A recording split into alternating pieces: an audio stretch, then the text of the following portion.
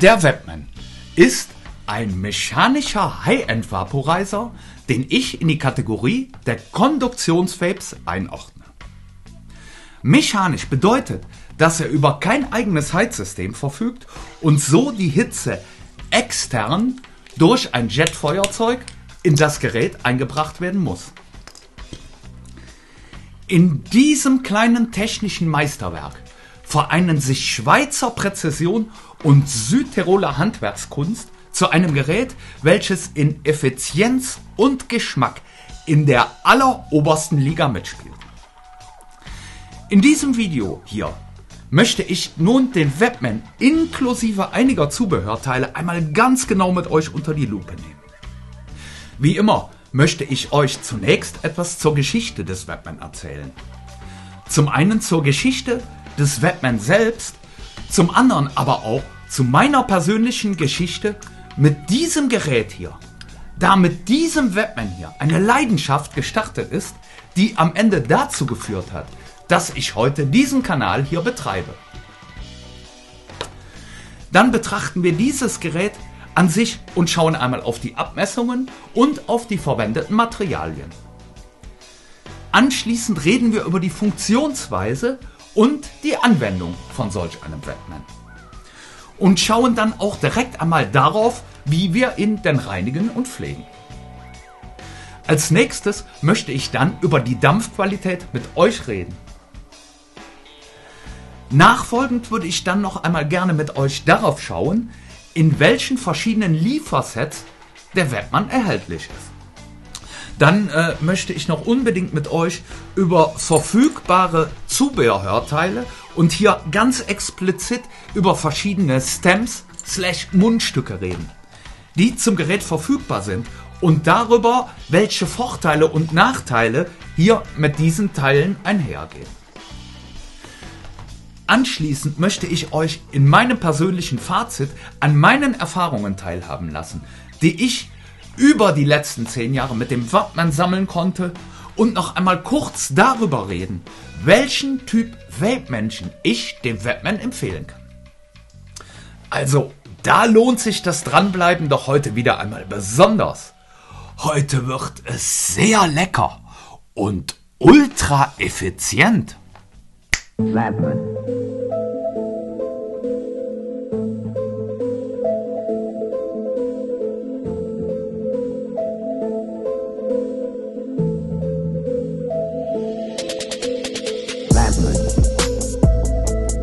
Medication, meditation, purist, vaporization. In a moment of inhalation, vacations, stems for customization, gourmet elevation. Comes with H2O filtration. Webman fascination.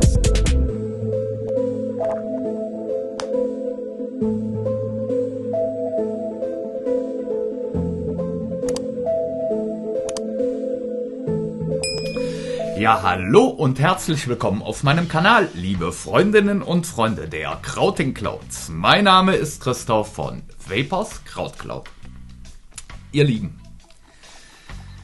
im Jahr 2010 gab es einen wirklich sehr heftigen Einschnitt in meinem Leben, der dafür gesorgt hatte, dass ich angefangen hatte, mich nach Alternativen zum Rauchen umzusehen.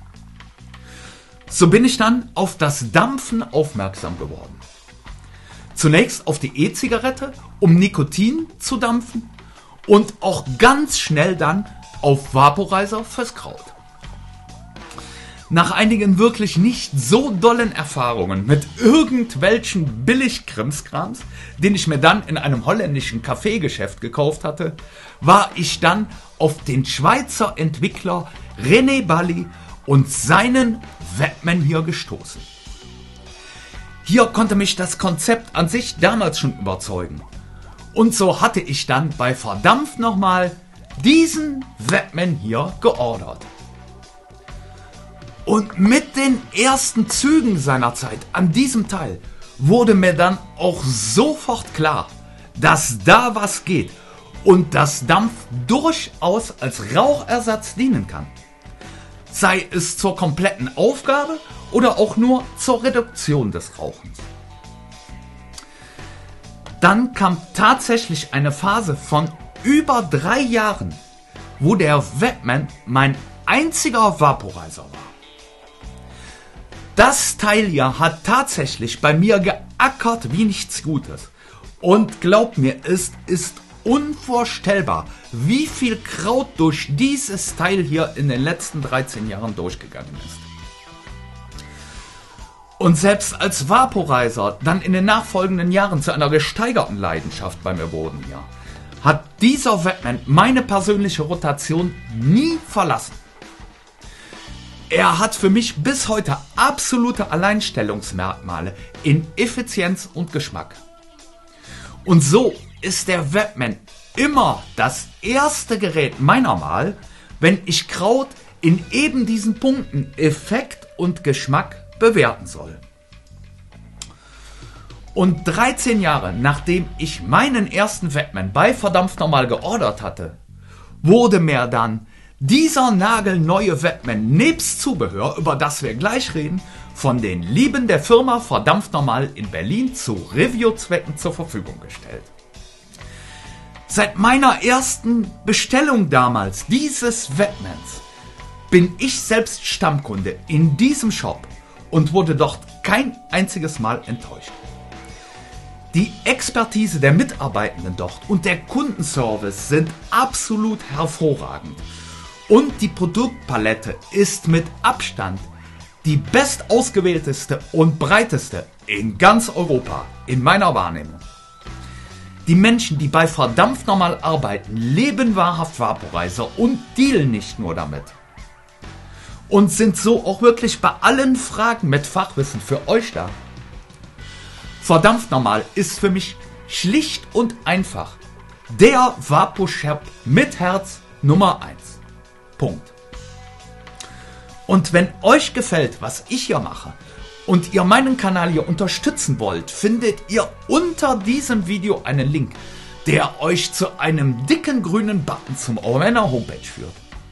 Wenn ihr da vor eurem Einkauf draufklickt, aktiviert ihr meinen Affiliate-Link bei Verdammt Normal und ich bekomme etwas von eurem Einkauf ab, ohne dass es euch auch nur einen einzigen Cent mehr kostet.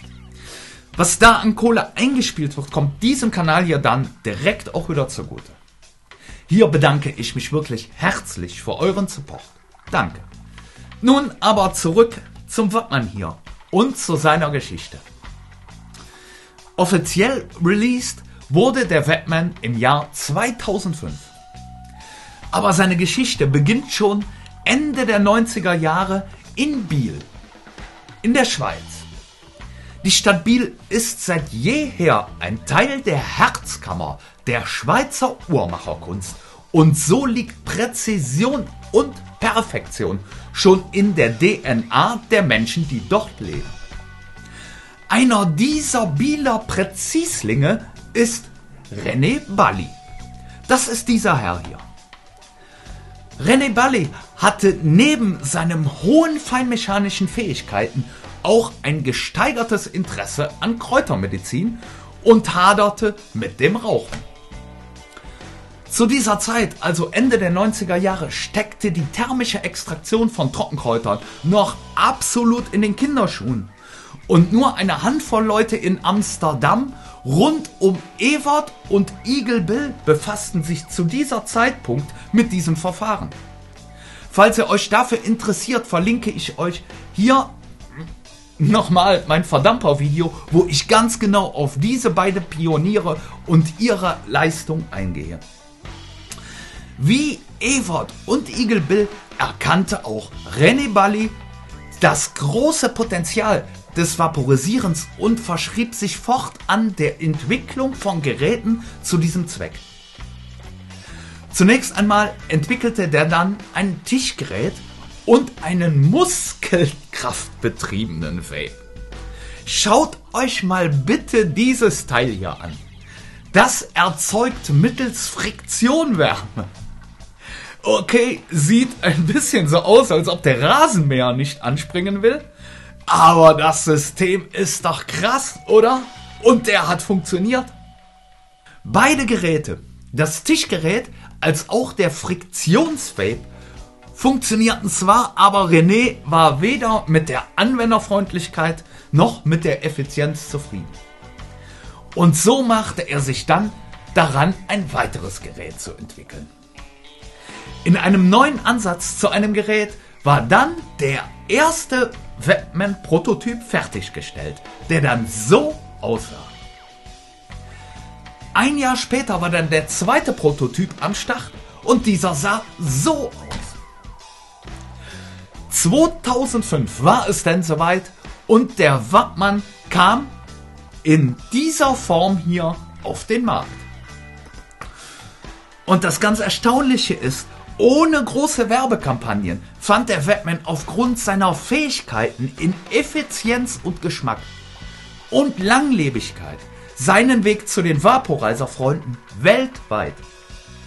Und das nur durch Mund-zu-Mund-Propaganda.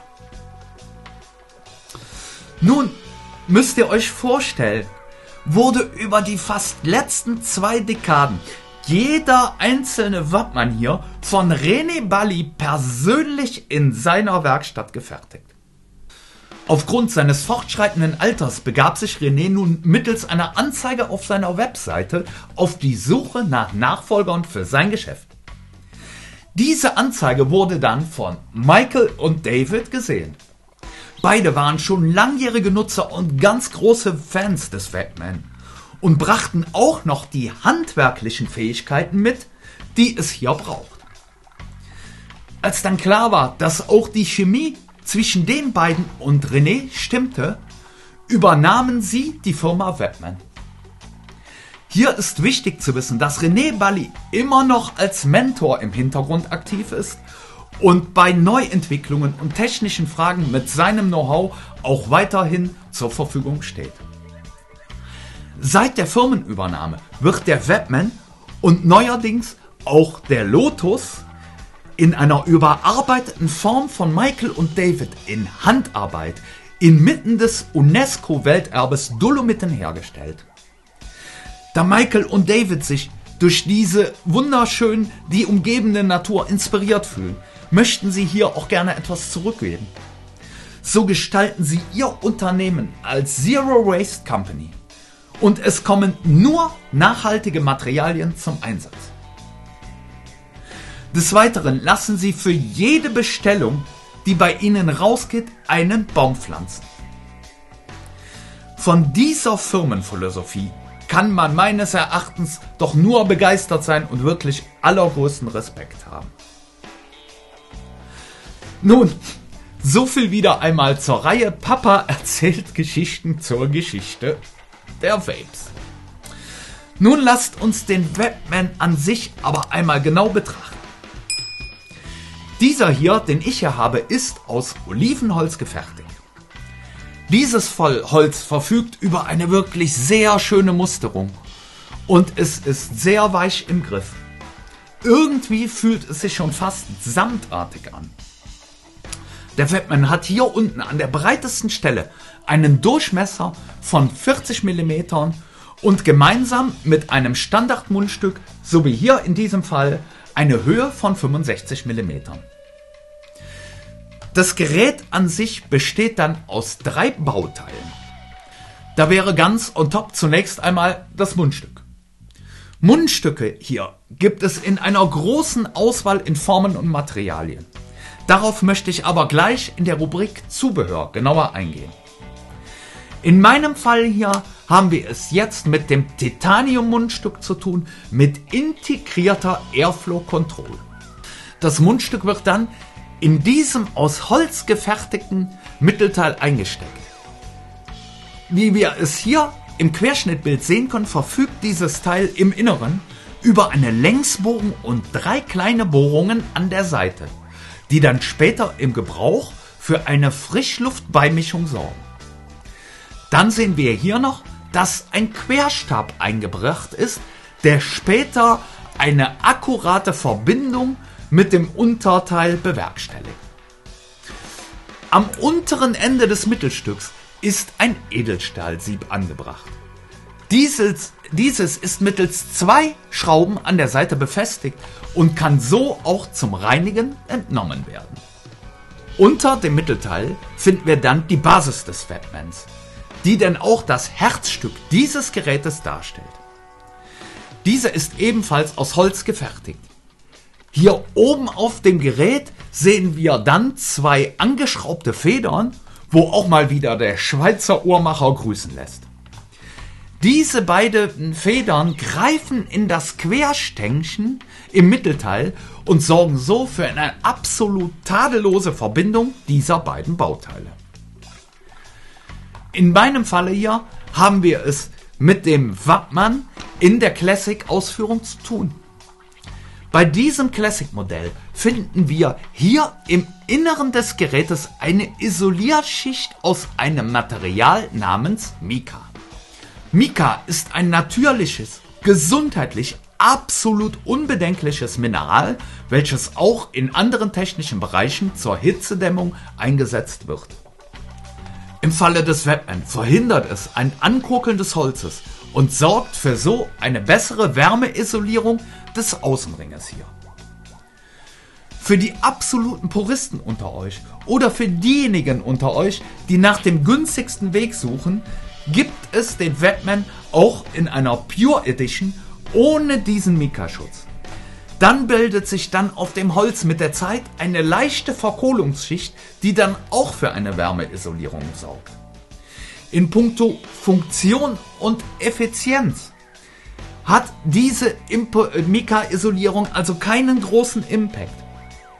In dem Punkt, wie sich der Außenring bei der Nutzung erwärmt, allerdings schon. Und natürlich ist es ja auch eine optische Frage, ob man hier sein gutes Stück angekokelt sehen möchte oder nicht. Hier in der Mitte sehen wir dann das Herzstück des Webman, die Kräuterkammer. Diese ist aus Kupfer gefertigt und wurde mit einem 24-karätigen Goldüberzug versehen.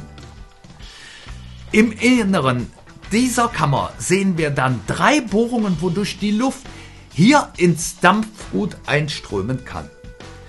Dazu durchströmt sie zunächst diese 3 angelöteten Röhrchen, die sich ebenfalls mit erhitzen.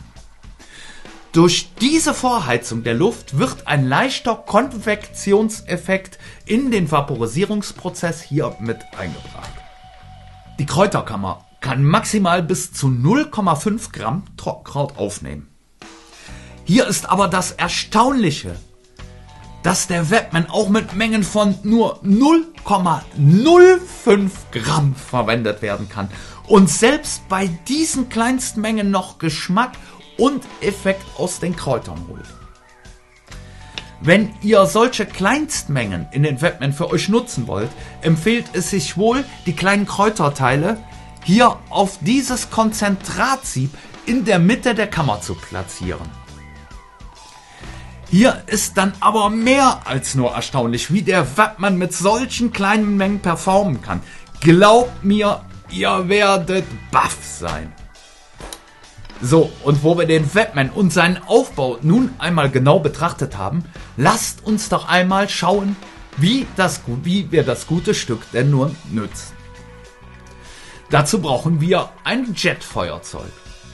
Und schon bei der Auswahl des Webman eigenen Feuerzeugs, was hier in meinem Lieferset enthalten war, wird auch gleich wieder die Liebe zum Detail der Macher bei Webman sichtbar. Dieses Feuerzeug ist außergewöhnlich schön verarbeitet und wartet auch mit einer wirklich sehr akkuraten Flamme auf. Nun lasst aber uns einmal auf die Nutzung schauen.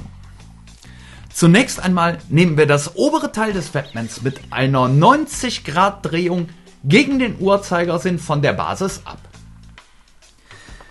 Dann legen wir diesen mitgelieferten Fülltrichter in das Unterteil ein und befüllen das gute Stück mit unseren Lieblingskräutern. Hier bietet sich dann in jedem Fall eine feine bis maximal mittlere Mahlstufe an. Es ist auch wichtig, hier nicht zu komprimieren, da sonst die Airflow innerhalb der Kammer nicht im Sinne des Erfinders arbeiten kann und der Webman in seiner Funktion dann eingeschränkt ist. dann ist es einmal gut, ein Auge darauf zu werfen, dass die Kanten der Füllkammer frei von Kraut sind. Wenn hier Kraut nachher vom Oberteil eingequetscht wird, dichtet der Webman nicht richtig ab. Falls da mal was übersteht, kann es ganz leicht mit diesem Stäbchen hier am Oberteil in die richtige Position zurückgeschubst werden. Nun setzen wir das Oberteil wieder mit einer 90 Grad Drehung auf und widmen uns einmal dem Heizen dieses Webman hier. Auch hier solltet ihr als Webman-Neueinsteiger zunächst einmal eure Flamme tunen. Dabei sollte die innere blaue Flamme der Länge des Siebes am Webman-Oberteil entsprechen. Also eine gut eingestellte Flamme sieht dann so aus. Bei einiger Zeit der Nutzung werdet ihr hier aber ein Gefühl dafür entwickeln, wie sich die Flammengröße in Relation zum Extraktionsverhalten verhält.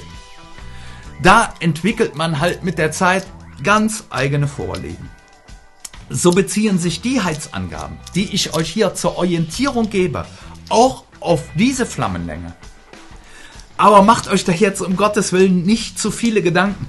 In kürzester Zeit geht das Heizen des Webman in Fleisch und Blut über und da braucht es überhaupt kein Nachdenken mehr dann dafür. Nun schauen wir aber nochmal. Zunächst einmal halten wir den Webman zum Heizen so zwischen Daumen und Zeigefinger.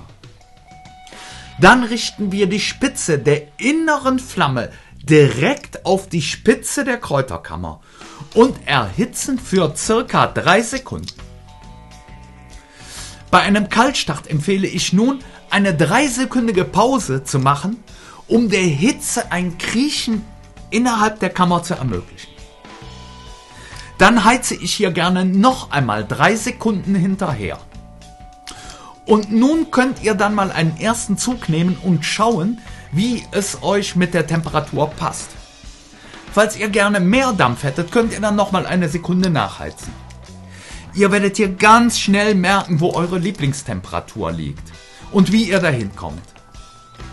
Wenn ihr dann irgendwann merkt, nach mehreren Zügen, dass kein Dampf mehr kommt und auch kein Geschmack mehr, dann könnt ihr ja einfach mal öffnen und schauen, wie eure Kräuter aussehen. Falls gewünscht, könnt ihr dann mit diesem Stäbchen hier einmal kurz stochern oder auch rühren und dann erneut aufheizen und die nächsten Züge aus eurem Webman entnehmen. Wenn der Webman schon einmal auf Temperatur war, reicht im Regelfall ein 2- bis 3-sekündiges Nachheizen zwischen den Zügen, um den Webman so in Gang zu halten. Wenn ihr dann irgendwann eure Füllung durch habt, das dürfte je nach wie dicht ihr euren Dampf mögt, zwischen 2 und 6 Zügen so circa der Fall liegen, könnt ihr dann die Kammer entleeren und auch hierbei den Metallstift des Oberteils zur Hilfe nehmen. Dann empfehle ich das Sieb hier oben des Oberteils im noch warmen Zustand einmal kurz über Stoff abzuwischen. Ruhig am Ärmel, das ist nur Kondenswasser, da ist kein Knös dran. Und die Kammer hier mal ganz eben auszupinseln. Also einmal auspinseln, Siebchen abwischen, ist das, was immer getan werden sollte. Wie sieht es aber nun mit einer tieferen Reinigung aus? Und wann ist die überhaupt nötig? Aus meiner über 10-jährigen Erfahrung kann ich euch berichten, dass der Webman sehr, sehr viel weniger an Reinigung bedarf, als man sich das zunächst vorstellt. Das Mundstück hier kann ganz leicht mal eben zwischendurch entnommen werden und mittels von einem Pfeifenreiniger einmal durchwienern, fertig, ist es immer sauber und rein. Und hier das Abwischen des Siebes nach jedem Gebrauch ist wirklich das A und O. Wenn ihr das regelmäßig macht, braucht ihr euch sehr wenig Gedanken um das Sieb hier zu machen. Es ist für mich jetzt schwer zu sagen, wie oft ich dieses Sieb hier unten zwecks Reinigung von der anderen Seite abschraube. Aber ich schieße jetzt gerade hier mal aus der Hüfte, dass es mindestens 100 Füllungen sind. Ich merke es irgendwie am Airflow und auch am Geschmack, wenn es wieder mal soweit ist. Dann einmal das Sieb hier mittels der 2 Schrauben runternehmen. Der Schraubendreher ist ja auch beim Gerät dabei. In ISO baden und weiter geht's. Locker wieder für 100 Füllungen. So, jetzt wissen wir, wie er rein wird. Und nun, ihr Lieben, müssen wir aber über das reden, was den Webman in meiner Wahrnehmung so ganz besonders macht. Nämlich die Dampfqualität.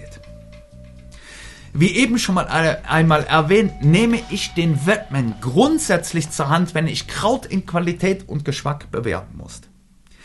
Hier ist Webman der absolut klarste Vape in der Abtrennung, den ich kenne.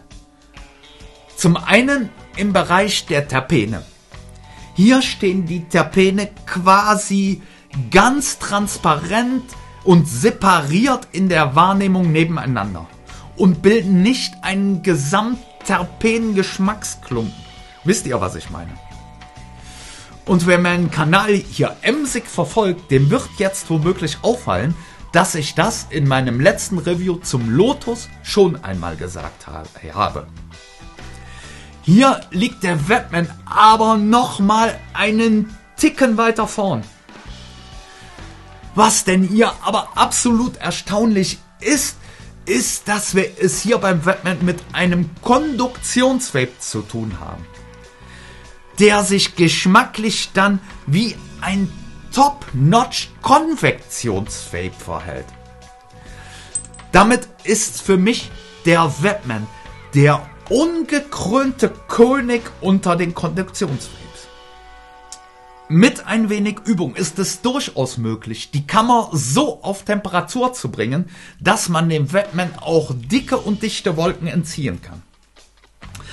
Aber wie auch schon beim Lotus gesagt, soll und will der Webman kein Heavy Hitter sein. Dafür weist er ganz, ganz andere Qualitäten auf. Nun, bevor wir denn gleich auch irgendwann zu meinem persönlichen Fazit kommen, lasst mich einmal darauf schauen, auf welche verschiedenen Versionen und Pakete der Webman kommen kann. Was ihr hier sehen könnt, ist das Premium Classic Set.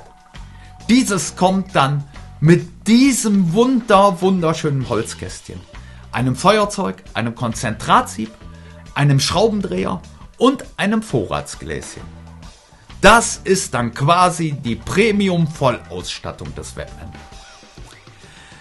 Den Webman gibt es bei Verdampft Normal, aber in verschiedenen Hölzern, in verschiedenen Paketen. Schaut da doch einfach mal bei Verdampft Normal auf die Seite, um euch ein Bild zu machen. Und vielleicht mögt ihr ja dazu, auch wo gerade womöglich Black Friday ist, den Link unter meinem Video benutzen. Pling.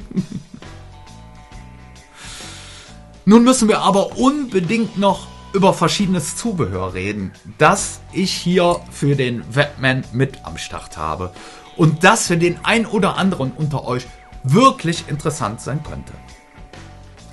Lasst uns hier zunächst einmal auf diese verschiedenen Mundstücke, die ich hier am Start habe, schauen, die bei Wattmann erhältlich sind. Hier bei diesem Mundstücktyp sind Einfräsungen mit einem 120 Grad Versatz eingebracht.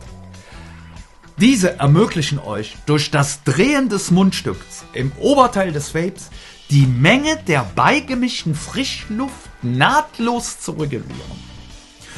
Wohlgemerkt regulieren wir bei diesem System nur die Menge der eingewirbelten Frischluft hinter der Kammer und nicht den Luftstrom des Vapes im Ganzen. Dadurch lässt der Dampf sich leicht in der Dichte und in der Temperatur variieren. Bei vollgeschlossener AFC ist der Dampf etwas dichter, aber auch etwas wärmer. Bei voll offener AFC ist er halt etwas weniger dicht, dafür aber kühler. Ihr könnt jetzt hier keine riesigen Unterschiede erwarten, aber für mich sind sie klar wahrnehmbar. Und ich habe dieses Mundstück hier wirklich gefeiert und feiere das weiter. Wenn ich das auf voll geschlossen stelle, hat für mich der Batman den absolut richtigen Durchlass. Diese Mundstücke hier mit integrierter Airflow Control sind in Titanium, in Inox, in Gold oder auch in 2 verschiedenen POM-Ausführungen erhältlich. Und schaut mal, dann habe ich hier noch 2 verschiedene Glasmundstücke am Start, die durchaus erwähnenswert sind. Und wie zum Erwarten ist natürlich Glas nochmal einen Ticken klarer im Geschmack. Und alleine schon die größere Länge im Vergleich zum Standardmundstück sorgt für eine deutlich gesteigerte Kühlung. Hier bei diesem Modell sorgen zusätzlich noch zur gesteigerten Länge die innenliegenden Glaszapfen für ordentlich Verwirbelung und bringen so das Geschmackserlebnis an die Grenzen des Machbaren. Nun, dass dieses Teil hier einfacher zu reinigen ist als dieses Stück, sollte ja jedem klar sein. Hier muss man schon mit Alkohol ran. Beide Teile sind hier aber meines Erachtens eine absolut gute Ergänzung zu einem Standardmundstück. So, und nun habe ich hier auch noch eine WPA, einen Wasserfilteradapter. Und hier kam schon vorweg die Frage, ob denn der Wattmann überhaupt genug Dampf rauswirft, um ihn auf Wasser zu betreiben. Nun lasst mich das einmal so sagen. Allen Freundinnen und Freunden des Mikrodosings kann ich diese WPA nur allerwärmstens mit ans Herz legen. Der Wattmann wird auf Wasser so unglaublich mild, dass es auch Menschen, die sonst mit der Inhalation von jedem Dampf Schwierigkeiten haben, super leicht fallen sollte, den Wattmann zu genießen. Und auch durch das Wasser gezogen verliert er hier keinen Deut an Geschmack. Jemanden, der auf Wasser sehr dichten Dampf und Heavy Hits erwartet, der wird mit der Wattmann WPA hier aber nicht viel anfangen können und dem wird sie auch nichts bieten. Für die Leckerschmecker unter euch ist die WPA aber auch eine absolute Empfehlung meinerseits. Nun ihr Lieben, wie transportieren oder lagern wir denn nun unseren guten Wattmann hier artgerecht? Dazu gibt es mehrere Möglichkeiten. Zum einen hier gibt es dieses wunderschöne Holzkästchen, in die das Gerät selbst, das Konzentratscreen und noch ein Glas Vorratsbehälter reinpassen. Dieses Teil hier ist nicht nur wunderschön, sondern auch in dem Format super hosentassenfreundlich. Dann gibt es auch noch das gute alte Wattmann-Ei. Dieses hier ist noch das Original aus 2010 und schließt immer noch tadellos. Heute sehen die Teile so aus und bestehen aus 90% Handfasern und aus 10% kompostierbarem Kunststoff. Diese Wattmann-Behausung ist zwar nicht unbedingt sehr hosentaschenfreundlich, dieses Ding hier beult in der Buchse, hat aber den großen Vorteil, absolut geruchsdicht abzuschließen. Kann ja hier und da auch mal von Vorteil sein. Und last but not least gibt's noch die Option, euren Wattmann in einem solchen Korktäschchen mitzunehmen. Da passt dann neben dem Wattmann auch noch etwas Krautmein, ein bisschen Zubehör, aber gemeinsam mit dem Feuerzeug passt der Wattmann hier leider nicht rein.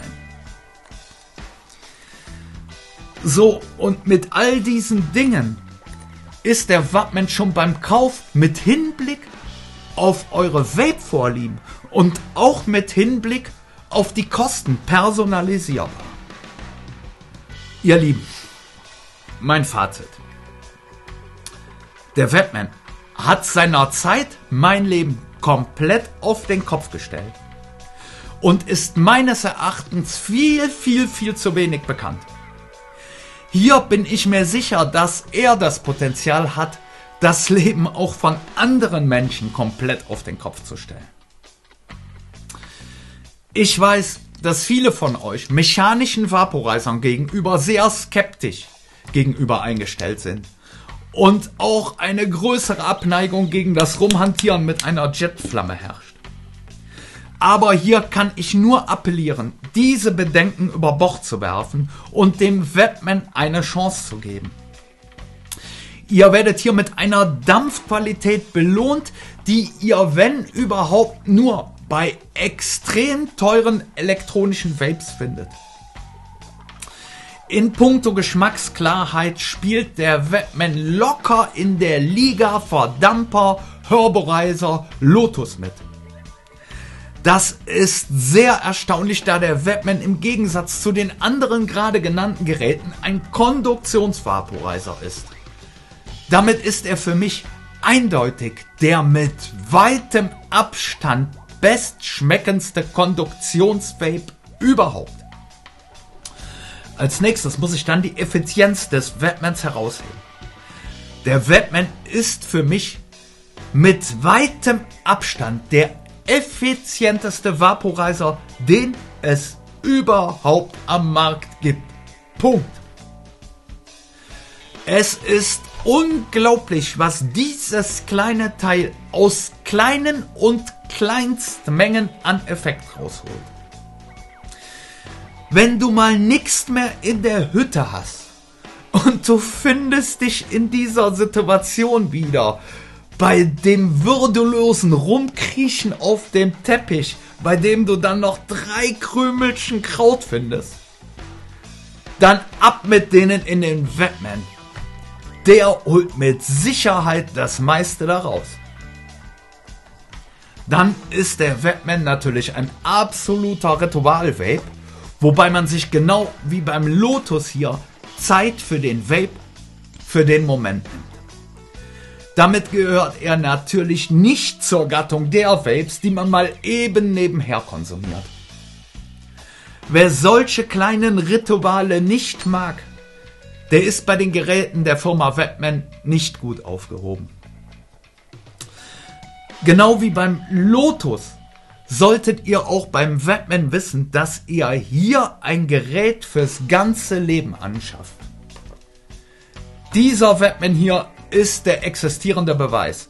13 Jahre treu an meiner Seite und natürlich hat das Gerät in den 13 Jahren auch Spuren durchs Leben bekommen. Genauso wie ich auch. Aber er arbeitet und performt noch immer wie am ersten Tag. Also mit ein klein wenig Pflege könnt ihr das Teil mit zu eurem Termin beim jüngsten Gericht nehmen. Der Webman wird in Süditalien mit der Hand absolut nachhaltig in feinster Qualität gefertigt.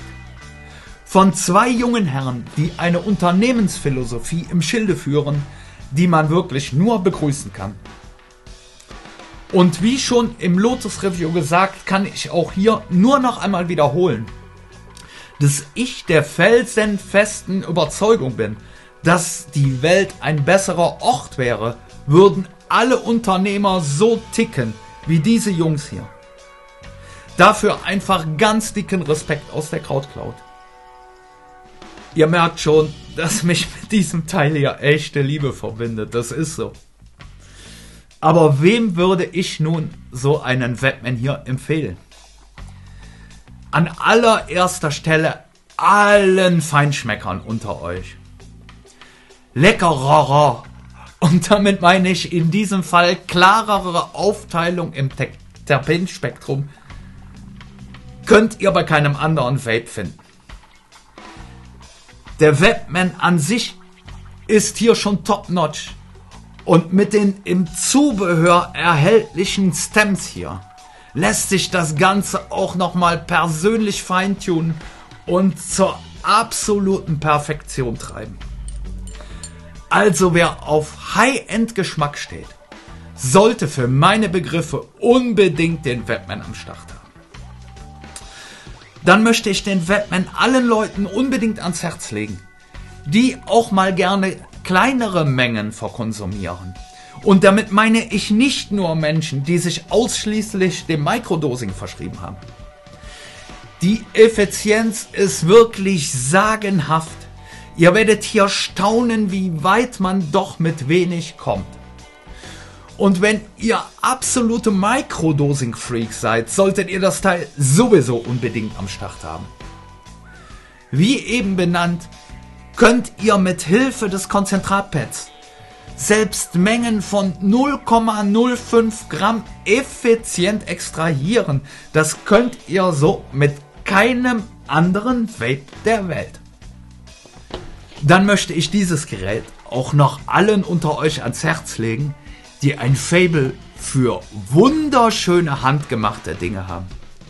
Das Gerät an sich und dann noch in diesem Holzkistchen hier ist etwas Wunderschönes fürs Auge und auch zum Anfassen.